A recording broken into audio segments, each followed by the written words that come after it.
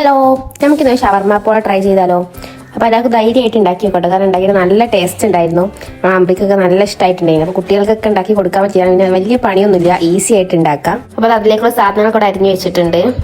അതായത് നമുക്ക് അതിലേക്കുള്ള മാവ് ഉണ്ടാക്കിയെടുക്കുക. അതിന് ഒരു 3 കപ്പ് മൈദ, പിന്നെ 1 കപ്പ് ഓയിൽ, 1 കപ്പ് പാല്, പിന്നെ ഒരു ആവശ്യത്തിനുള്ള ഉപ്പ്, പിന്നെ നിങ്ങൾക്ക് വേണമെങ്കിൽ ലേശം കുരുമുളക് പൊടി മാത്രം ചേർക്കുക, പിന്നെ 3 കോഴിമുട്ട.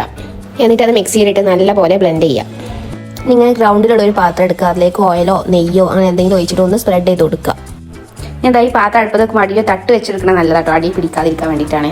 അപ്പോൾ നമ്മൾ നേരത്തെ ഉണ്ടാക്കിയ മാവിന്ന് കുറച്ച് ഭാഗം ഒഴിച്ചു കൊടുക്കുക കേട്ടോ. എന്നിട്ട് ഇത് അടച്ചു വെച്ച് ഒരു 5-10 മിനിറ്റ് ഒന്ന് വേവിച്ചെടുക്കുക. ചെറിയ ഫ്ലെയിമിലിട്ട് വേണം കേട്ടോ വേവിച്ചെടുക്കാൻ വേണ്ടിയിട്ട്. ആ സമയം കൊണ്ട് നമുക്ക് അതിലേക്കുള്ള ഫില്ലിങ് റെഡിയാക്കി എടുക്കാം. ഷവർമ ഫില്ലിങ് ആട്ടോ ഉണ്ടാക്കേണ്ടത്. അപ്പോൾ ഞാൻ അവിടെ എടുത്തിട്ടുള്ളത് കുറച്ച് ക്യാബേജ്, പിന്നെ കുറച്ച് ക്യാരറ്റ്, പിന്നെ കുറച്ച് ഉള്ളി ഇടുമ്പോൾ കുറച്ച് മാത്രം ഇട്ടാൽ മതി കേട്ടോ.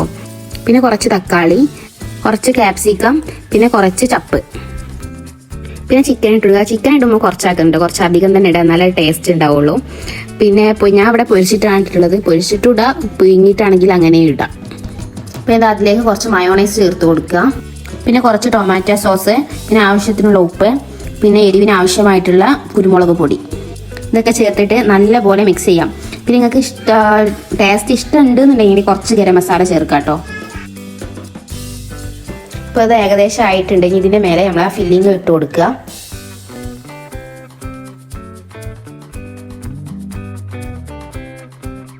ഫില്ലിങ് ഇട്ട് കൊടുത്തതിന് ശേഷം ബാക്കിയുള്ള മാവ് ഇതിൻ്റെ മേലെ ഒഴിച്ചു കൊടുക്കുക. ഇത് അടച്ചു വെച്ചിട്ട് ഒരു 20 മിനിറ്റ് വേവിച്ചെടുക്കുക കേട്ടോ. ഇപ്പോൾ ഇതാ 20 മിനിറ്റ് ആയിട്ടുണ്ട്.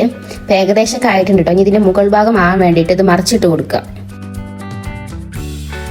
അപ്പോൾ നമ്മളെ സ്നാക്സ് ഇവിടെ റെഡി ആയിട്ടുണ്ട് കേട്ടോ. അപ്പോൾ നല്ല ടേസ്റ്റ് ഉണ്ടെങ്കിൽ അപ്പോൾ എല്ലാവരും ഒന്ന് ട്രൈ ചെയ്ത് നോക്കുക.